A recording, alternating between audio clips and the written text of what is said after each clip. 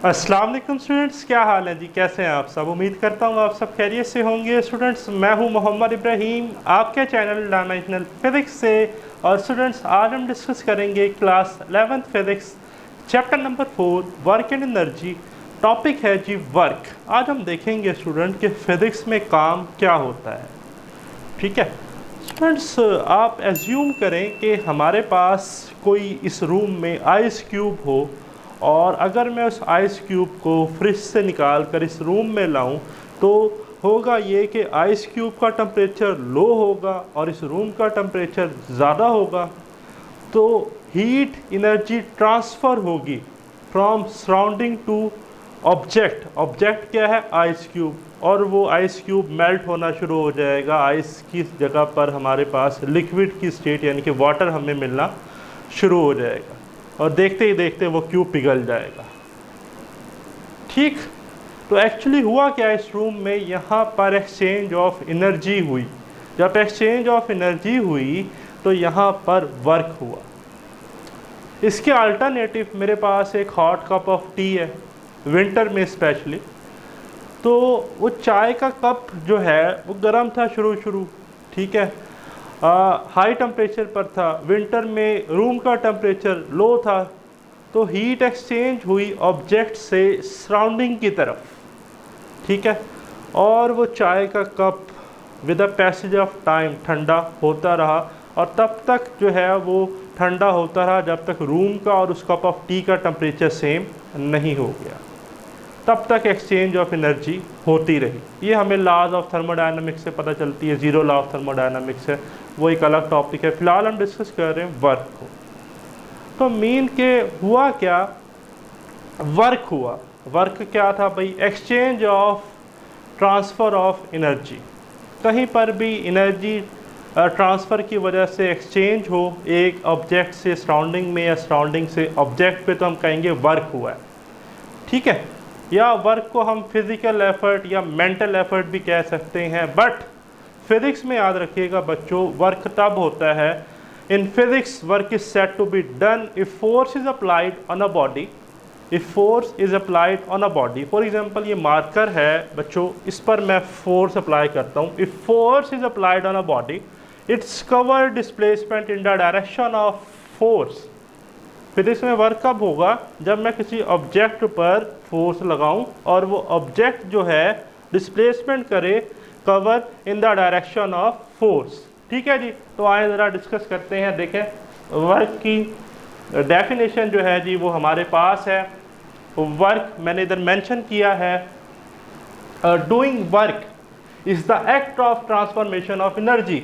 जैसा कि मैंने अभी आपको आइस क्यूब की एग्जांपल से बात बताई कि आइस क्यूब अगर एक ऑब्जेक्ट है तो हीट जो है वो एक्सचेंज होगी, मीन के वर्क होगा ऑब्जेक्ट से सराउंडिंग में। या हॉट कप ऑफ टी की मैंने आपको बच्चों एग्जांपल दी, ठीक। तो यहाँ से मुझे पता ये चला इन एग्जांपल से, delta stand for the change, कि change in energy is equal to the work done, ठीक है। तो वर्क क्या है? Work is the transformation of energy. कहीं पर भी वर्क होगा तो इसका मतलब है कि एनर्जी एक्सचेंज होगी, एनर्जी ट्रांसफ़र होगी, ठीक है। अब याद रखिएगा बच्चों, पेपर में एमसीक्यू आ सकता है कि energy transferred to the object is positive.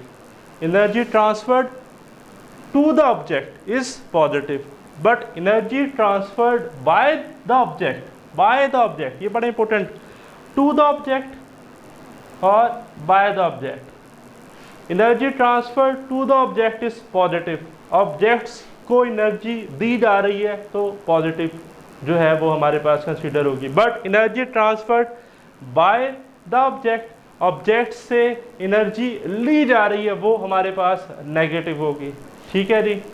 फिर आज का जो मेन टॉपिक है वो है work done by constant force. But सबसे पहले हमें एक छोटा सा डिफरेंस समझना पड़ेगा कांस्टेंट फोर्स और वेरिएबल फोर्स के दरमियान। कांस्टेंट फोर्स क्या होती है स्टूडेंट्स? वैसे तो आप जानते हैं स्टूडेंट, फोर्स एक वेक्टर क्वांटिटी है, इसका हमारे पास मैग्नीट्यूड भी होता है और डायरेक्शन भी होती है। तो बच्चों, अगर फोर्स का मैग्नीट्यूड और डायरेक्शन सेम रहे, मैंने क्या कहा, मैग्नीट्यूड और डायरेक्शन सेम रहे, तो हम कहते हैं फोर्स कांस्टेंट है।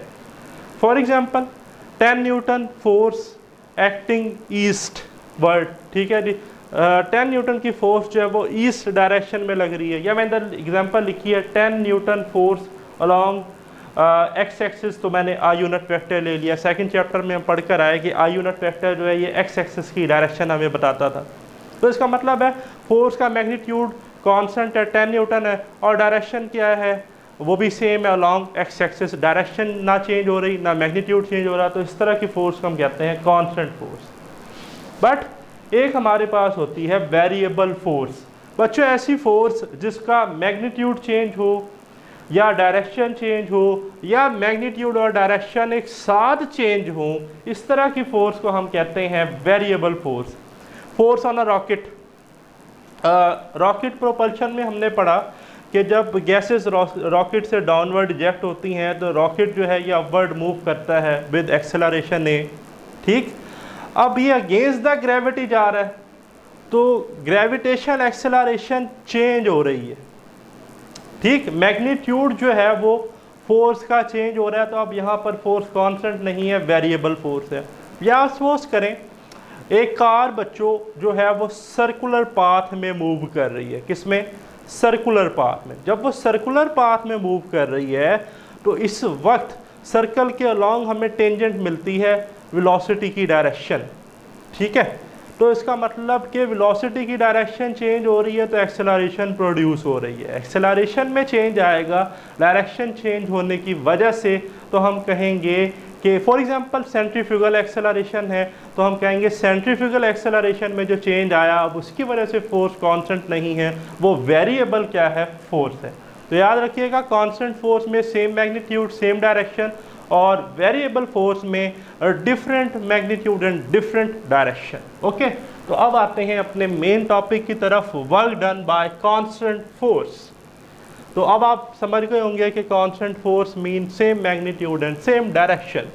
तो देखें वर्क क्या होता है student, the product of magnitude of displacement and the component of a force in the direction of displacement. Simple सी डेफिनेशन है जी, डिस्प्लेसमेंट का प्रोडक्ट और फोर्स का वो कंपोनेंट जो डिस्प्लेसमेंट की डायरेक्शन में हो। आप सपोज करें एक स्टूडेंट है, उसके पास कैरी बैग है जिसके नीचे व्हील्स लगे हुए होते हैं, वो ऐसे बैग को कैरी करता हुआ लेकर जा रहा है। अब इस वक्त ये उसकी, आप सपोज कर लें ब्लू वाला जो मार्कर है ये उस पर फोर्स लग रही है, ठीक है जी, और ये रेड इस वक्त वो डिस्प्लेसमेंट कवर कर रहा है।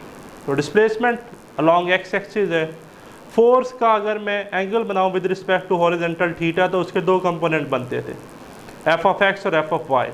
तो कौन सा कंपोनेंट इसकी डायरेक्शन में होगा, हॉरिजॉन्टल कंपोनेंट जो कि F of cos of theta होगा। इधर देखें बात समझ आएगी, ये वो बैग है, इस पर ये ब्लैक फोर्स एफ लग रही है और ये डिस्प्लेसमेंट ब्लू मैंने इधर लिखा हुआ है डी।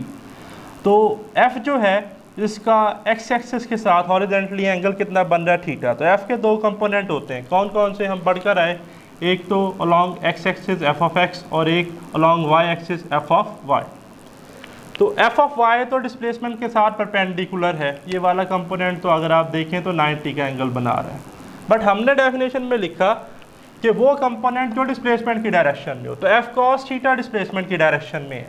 तो मैथमेटिकली हम लिख सकते हैं work is equal to F cos of theta effective component of force in the direction of displacement and the magnitude of displacement. तो F cos theta into D, या लिख सकते हैं एफ डी कॉस थीटा। और भाई cos theta आ गया तो हम तो पढ़कर आए हैं स्केलर प्रोडक्ट या डॉट प्रोडक्ट में कि एफ डॉट डी हम इसे लिख सकते हैं, डॉट प्रोडक्ट है तो स्केलर प्रोडक्ट है। तो याद रखिएगा बच्चों वर्क एक स्केलर क्वांटिटी है, तो यहाँ से डेफिनेशन आ गई, dot product of force and displacement is called work. अब नेचर क्या है वर्क की, वर्क स्केलर क्वांटिटी है, ठीक है। यूनिट क्या है जी वर्क का, ऐसा यूनिट वर्क का है बच्चों जाउल, जिसे हम लिखते हैं न्यूटन मीटर, और इसको बेस यूनिट्स में हम लिख सकते हैं किलोग्राम मीटर स्क्वायर पर सेकंड स्क्वायर, ठीक है। पेपर में एमसीक्यूज आ सकता है, मार्क कर लें, ये टॉपिक शॉर्ट और एमसीक्यूज के लिए ही काफ़ी इंपॉर्टेंट है। फिर एक यूनिट हमारे पास होता है अर्ग। अर्ग जो है बच्चों ये सीजीएस यूनिट है हमारे पास वर्क का या एनर्जी का आप कह सकते हैं, ठीक। अब अर्ग क्या होता है, पहले तो अर्ग समझते हैं। तो अर्ग याद रखिएगा बच्चों, 1 अर्ग बराबर होता है, सीजीएस यूनिट है तो पहले बात कर लेते हैं सीजीएस की। C stand for centimetre, G stand for gram, S stand for second. Units 3 तरह के होते हैं, MKS, CGS, FPS, ठीक है। तो सेंटीमीटर ग्राम सेकंड, तो 1 अर्ग बराबर होता है ग्राम सेंटीमीटर स्क्वायर पर सेकंड स्क्वायर, ठीक है। तो याद रखिएगा बच्चों कि 1 जॉल जो है ये बराबर होता है 10⁻7 अर्ग के। अर्ग एक छोटा यूनिट है वर्क का, जॉल एक बड़ा यूनिट है वर्क का। तो 1 जॉल जो है वो 10⁻7 अर्ग के बराबर है, या 1 अर्ग जो है वो 10⁻⁻7 जॉल के बराबर है। पेपर में MCQ आ सकता है, मार्क कर लें, ठीक है। फिर बच्चों डायमेंशन क्या है वर्क की, देखिए बेस यूनिट मैंने अभी वर्क का लिखा kg, मीटर स्क्वायर पर सेकंड स्क्वायर, तो डायमेंशन स्क्वायर ब्रैकेट में आ जाएगी kg की जगह m, मीटर की जगह l और सेकंड की जगह t, तो ml स्क्वायर t-2। याद रखिएगा स्टूडेंट, पेपर में अक्सर MCQs आता है which of the following pair of quantities have same unit and dimension. तो वर्क, एनर्जी, टॉर्क, इन तीनों की डायमेंशंस जो है वो सेम है, ठीक हो गया। फिर है हमारे पास स्पेशल केसेस ऑफ वर्क, तो आपकी बुक में वो लिखता है if theta is less than 90 work is positive. अगर थीटा जो है वो 90 से छोटा है तो वर्क पॉजिटिव होगा। कैसे भाई, वर्क था FD cos theta, for example मैं जो है यहाँ एंगल पुट करता हूँ 30 cos 30, ठीक है। अब हमारे पास cos 30 पर जो वैल्यू आती है वो पॉजिटिव आती है, तो वर्क हमें पॉजिटिव मिलेगा, ठीक है। फिर theta greater than 90 but less than 180 work is negative, work is negative. For example जी कि मेरे पास एक एंगल है 135 डिग्री या 120 डिग्री, अगर मैं उसकी कॉस की वैल्यू लूँगा तो वो मेरे पास नेगेटिव आएगी, वर्क नेगेटिव होगा, ठीक। Theta is equal to 90, work is 0। क्यों भाई, W is equal to FD cos theta, cos 90 पर बच्चों क्या होता है, 0 होता है। cos 90 पर 0, cos 90 पर 0, तो वर्क भी क्या, 0, ठीक है। ये सारे MCQs हैं। फिर theta is equal to 0 degree, work is maximum. भाई फिर अगेन थीटा अगर 0 डिग्री है तो cos 0 पर क्या होगा, 1, तो W is equal to FD, हमें मैक्सिमम रिजल्ट जो है वो मिलेगा। फिर नेक्स्ट है अगर फोर्स 0 हो तो भी वर्क 0 होगा। भाई सिंपल सा बात है कि अगर W is equal to FD cos theta, अगर फोर्स ही 0 है तो वर्क भी क्या होगा, 0। या नेक्स्ट में अगर डिस्प्लेसमेंट 0 है तो भी वर्क क्या होगा, 0। अब इसको समराइज करते हैं, तो देखें जैसे हम कार्टियन कोऑर्डिनेट नहीं ड्रा करते, ठीक है, एक्स एक्सिस, वाई एक्सिस और नेगेटिव एक्स एक्सिस। तो देखें क्वाड्रेंट वाइज मैंने ड्रा किया 0, 90, 180। याद रखिएगा 0 डिग्री पर वर्क मैक्सिमम, 0 से 90 के दरमियान वर्क पॉजिटिव, 0 से 90 के दरमियान, और 90 पर वर्क 0, फिर 90 से 180 के दरमियान वर्क नेगेटिव, और 180 पर वर्क मिनिमम। 180 पर वर्क मिनिमम कैसे भाई, ये भी आप लिख लें कि अगर हमारे पास थीटा 180 डिग्री हो तो हमारे पास वर्क जो है वो हमारे पास बच्चों नेगेटिव आता है। क्या आता है, वर्क जो है वो नेगेटिव आता है, ठीक है। फिर है graphical representation of work. Students अगर मैं फोर्स और डिस्प्लेसमेंट ग्राफ ड्रा करूं, अब अगर मैक्सिमम वर्क है तो cos 0 होगा, और cos 0 पर हमारे पास 1 होता है, तो मैं जो है वर्टिकल एक्सिस पे फोर्स ले लूँगा, हॉरिजॉन्टल एक्सिस पे मैं डिस्प्लेसमेंट जो है वो ड्रा कर दूँगा, ठीक है। बट अगर फोर्स जो है वो एक्स एक्सिस के साथ या हॉरिजॉन्टली एंगल थीटा बना रही है, तो अब मैं वर्टिकल एक्सिस पे फिर फोर्स नहीं लूँगा, वहाँ मैं लूँगा effective component of force F cos theta, जैसा कि आपकी बुक में लिखा गया है, और एक्स एक्सिस पे होगा डिस्प्लेसमेंट।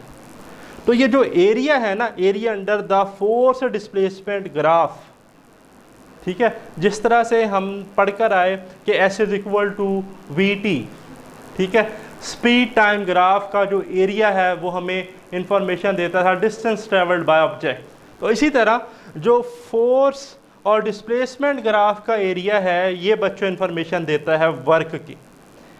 FD मैक्सिमम केस के लिए या journal FD cos of theta, ठीक है। तो ये था बच्चों हमारा जर्नल सा टॉपिक, वर्क क्या होता है और work done by constant force. Next इंशाल्लाह हम डिस्कस करेंगे work done by variable force. अगर स्टिल आपका कोई क्वेश्चन है तो कमेंट्स में ज़रूर डिस्कस कीजिएगा। मुझे दें इजाज़त, अल्लाह हाफिज़।